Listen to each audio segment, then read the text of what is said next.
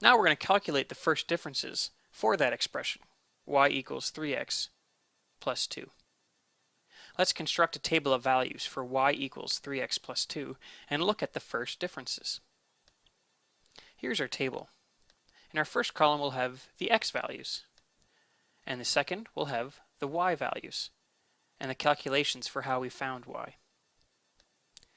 Let's take an x value of 0. What will y equal when x is 0?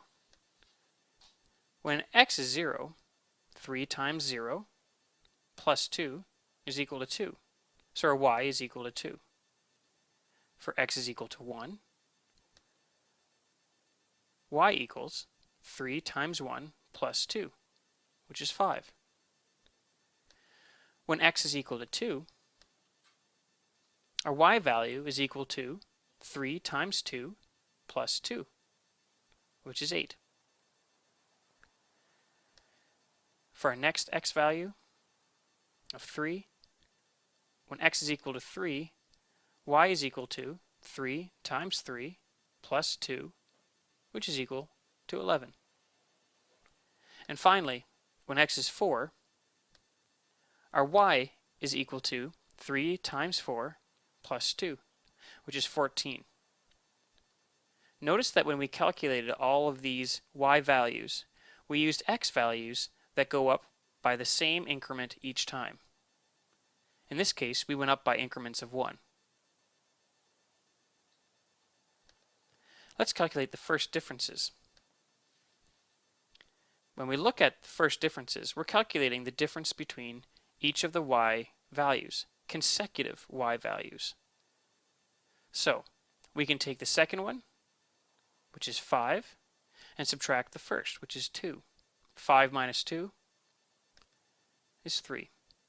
Another way to look at it is how many steps do you need to take and in what direction to get to the second y value. In this case, to go from 2 to 5, we are making 3 positive steps.